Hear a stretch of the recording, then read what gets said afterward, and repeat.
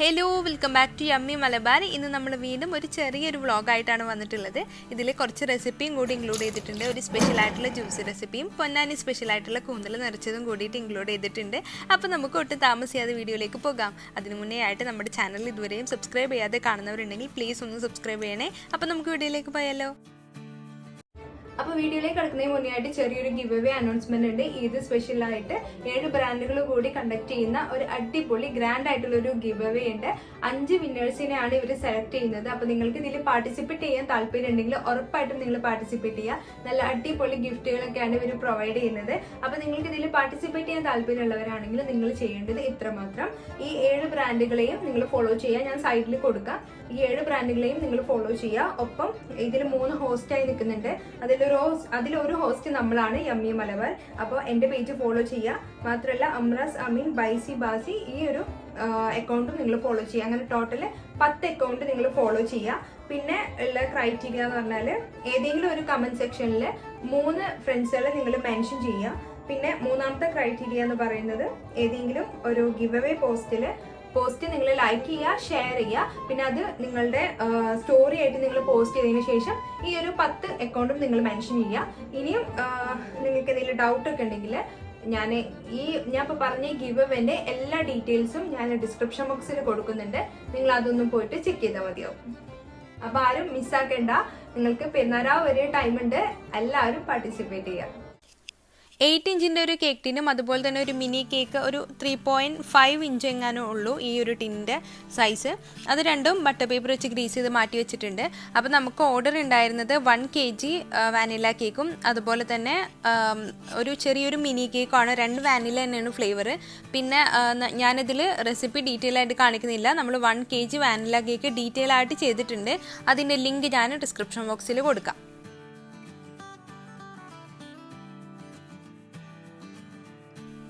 അപ്പോൾ കേക്കിൻ്റെ floor mix ചെയ്യുന്നതിന് മുന്നേ ആയിട്ട് ഞാനിവിടെ ഓവന് പ്രീഹീറ്റ് ചെയ്യാൻ വെച്ചിട്ടുണ്ട്.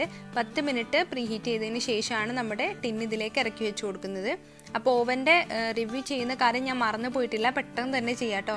അപ്പോൾ നമ്മുടെ കേക്ക് ബാറ്റർ എല്ലാം ഇതേപോലെ ടിന്നിലോട്ട് ഒഴിച്ചു കൊടുത്തതിന് ശേഷം ടാപ്പ് ചെയ്തിട്ട് നമ്മൾ പ്രീഹീറ്റ് ചെയ്ത പാനിൽ വെച്ചിട്ട് 35 മിനിറ്റ് നമുക്കിതൊന്ന് ബേക്ക് ചെയ്തെടുക്കാം. 170 ഡിഗ്രിയിലാണ് ഞാനിത് ബേക്ക് ചെയ്യാനായിട്ട് വെക്കുന്ന ടെമ്പറേച്ചർ. ബേക്കിംഗ് എല്ലാം കഴിഞ്ഞതിന് ശേഷം പിന്നീട് ക്ലീനിങ് സെക്ഷനാണ്.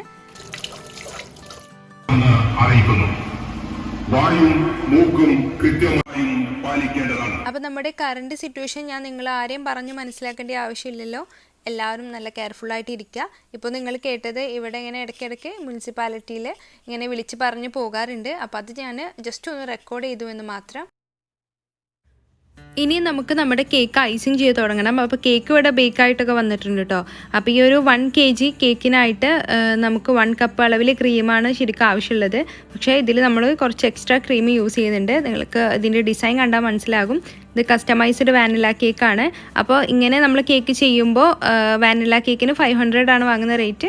100 rupees നമുക്ക് എക്സ്ട്രാ ആയിട്ട് ചാർജ് ചെയ്യും. കാരണം ഇതിലൊരു കേക്ക് ടോപ്പർ വെക്കുന്നുണ്ട്. അതിൻ്റെ റേറ്റ് പ്ലസ് ഒരു 50 rupees നമ്മുടെ ചാർജും കൂടിയിട്ട് അങ്ങനെയാണ് ഞാൻ റേറ്റ് ചെയ്യാറ്.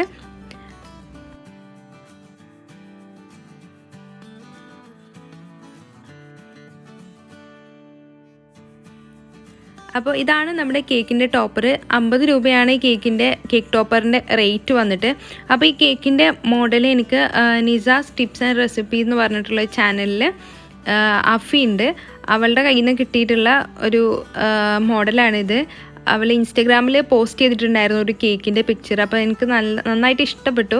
അപ്പോൾ ഞാൻ അവളോട് സെൻഡ് ചെയ്യാൻ പറഞ്ഞിട്ട് സെൻഡ് ചെയ്ത് തന്ന പിക്ചറാണ്.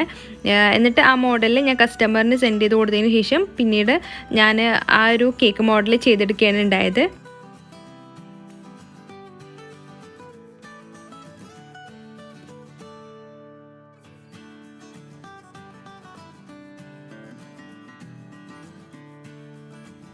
അപ്പോൾ ഇതാണ് നമ്മുടെ കേക്കിൻ്റെ ഫൈനൽ ലുക്ക് വന്നിട്ട്. പേരും കൂടി എഴുതി വെച്ചിട്ടുണ്ട്.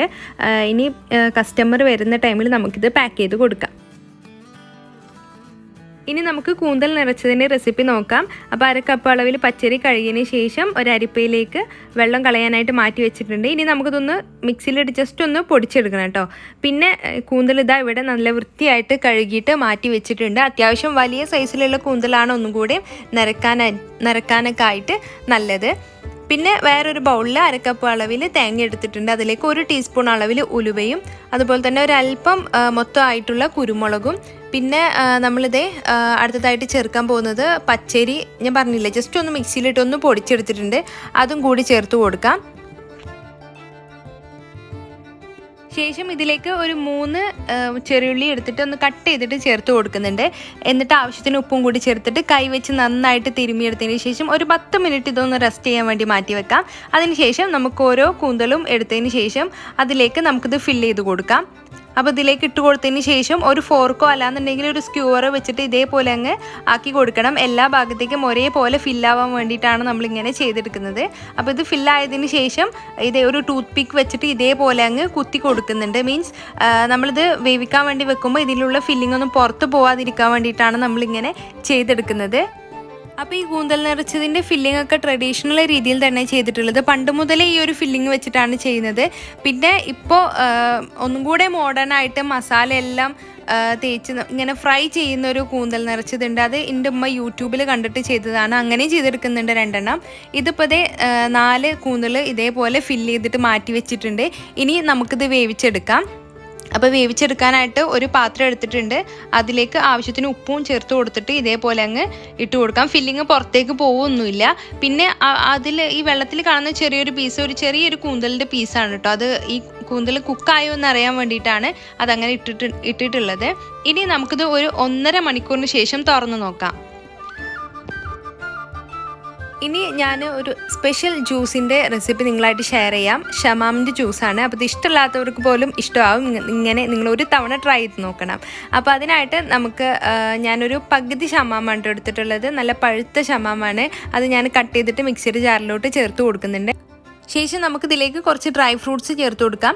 ഈത്തപ്പഴം, ബദാമും അതുപോലെ തന്നെ കാഷ്യൂസും എടുത്തിട്ടുണ്ട്. അത് നിങ്ങളുടെ ഇഷ്ടത്തിനനുസരിച്ചിട്ട് അളവ് കൂട്ടും കുറക്കുകയൊക്കെ ചെയ്യാം. പിന്നെ ഇതിലേക്ക് ആവശ്യത്തിനുള്ള പഞ്ചസാരയും കൂടി ചേർത്തിട്ട് നന്നായിട്ട് നല്ല പേസ്റ്റ് രൂപത്തിലാക്കി എടുക്കാം. വെള്ളമൊന്നും ചേർക്കുന്നില്ല. ഇപ്പം നന്നായിട്ട് അരഞ്ഞു വന്നിട്ടുണ്ട്. ഇത് ഇത്രയും മതി. ഇത് നമ്മൾ തനിയെ അരച്ചെടുക്കുന്നത് എല്ലാം നല്ല സ്മൂത്തായിട്ട് അരഞ്ഞു കിട്ടാൻ വേണ്ടിയിട്ടാണ്. ഇതിലേക്ക് നമുക്ക് നല്ല കട്ടയായിട്ടുള്ള പാല് ഒരു പാക്കറ്റ് ചേർത്ത് കൊടുക്കാം. അപ്പോൾ ഇതുപോലെ അങ്ങ് നമുക്ക് ബ്ലെൻഡ് ചെയ്തെടുക്കാനായിട്ട് പറ്റില്ല. അപ്പോൾ അതുകൊണ്ട് ഞാനൊരു കത്തി വെച്ചിട്ട് നന്നായിട്ട് ഉടച്ചെടുത്തതിന് ശേഷമാണ് ഇത് നമുക്ക് ബ്ലെൻഡ് ചെയ്തെടുക്കേണ്ടത്.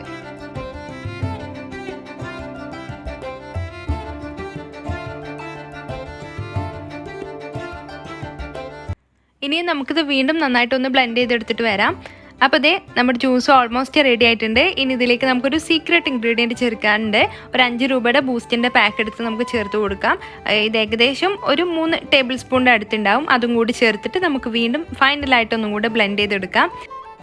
അപ്പോൾ വളരെ ടേസ്റ്റി ആയിട്ടുള്ള നമ്മുടെ ഷമാം ജ്യൂസ് ഇവിടെ റെഡി ആയിട്ടുണ്ട്. എല്ലാവരും ട്രൈ ചെയ്ത് നോക്കുക. ഇത് ഇഷ്ടമില്ലാത്തവർക്ക് പോലും ഇങ്ങനെ ചെയ്തെടുത്താൽ ഇഷ്ടമാവും. അപ്പോൾ എല്ലാവരും ട്രൈ ചെയ്ത് നോക്കാം കേട്ടോ.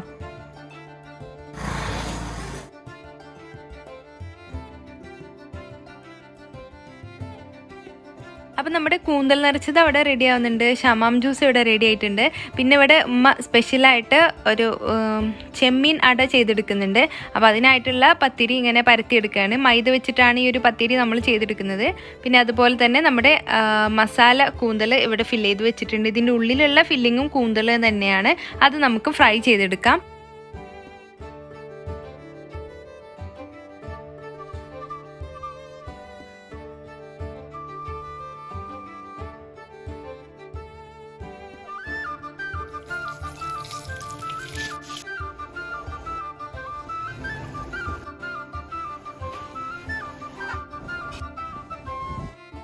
അപ്പോൾ ചെമ്മീനടക്കുള്ള എല്ലാം ഞാനിവിടെ റെഡിയാക്കി വെച്ചിട്ടുണ്ട്. ഇനി ഇത് ഫ്രൈ ചെയ്യാൻ മാത്രമേ ഉള്ളൂ.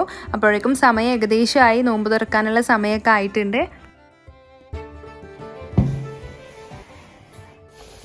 അങ്ങനെ ഞങ്ങളുടെ നോമ്പ് തുറയെല്ലാം കഴിഞ്ഞിട്ടോ. അതൊന്നും വീഡിയോയിൽ ഷൂട്ട് ചെയ്യാനായിട്ട് പറ്റിയിട്ടുണ്ടായിരുന്നില്ല. അപ്പോൾ നമ്മുടെ കൂന്തൽ നിറച്ചത് അടിപൊളിയായിട്ട് കുക്കായിട്ടുണ്ട്. ഇത് ഫസ്റ്റ് ടൈം കാണുന്നവർക്ക് അയ്യേ ഇതെങ്ങനെ കഴിക്കാമെന്നൊക്കെ തോന്നും. പക്ഷെ അടിപൊളിയാണ് കേട്ടോ. നിങ്ങൾ ഒരു തവണയെങ്കിലും ട്രൈ ചെയ്ത് നോക്കണം. ഇതിൻ്റെ ഫില്ലിങ് നമ്മൾ ട്രഡീഷണൽ ആയിട്ടുള്ള രീതിയിൽ തന്നെയാണ് ചെയ്തിട്ടുള്ളത്. അപ്പോൾ ഇത് നിങ്ങൾ ഇതുവരെയും ഇങ്ങനത്തെ ഒന്ന് ട്രൈ ചെയ്ത് നോക്കിയിട്ടില്ലെങ്കിൽ ഉറപ്പായിട്ടും നിങ്ങൾ ട്രൈ ചെയ്ത് നോക്കേണ്ട ഒരു അടിപൊളി ഐറ്റമാണ്. അപ്പോൾ ഇത്രയേ ഉള്ളൂ നമ്മുടെ ഇന്നത്തെ ഇഫ്താർ വിശേഷങ്ങൾ. എല്ലാവർക്കും ഇഷ്ടമായി എന്ന് വിശ്വസിക്കുന്നു. അപ്പോൾ വീഡിയോ ഇഷ്ടമായാൽ എല്ലാവരും ഒന്ന് ലൈക്ക് ചെയ്യുക, ഷെയർ ചെയ്യുക. പിന്നെ ചാനൽ ഇതുവരെയും സബ്സ്ക്രൈബ് ചെയ്യാതെ കാണുന്നവരുണ്ടെങ്കിൽ പ്ലീസ് ഒന്ന് സബ്സ്ക്രൈബ് ചെയ്ത് സപ്പോർട്ട് ചെയ്യണേ. താങ്ക്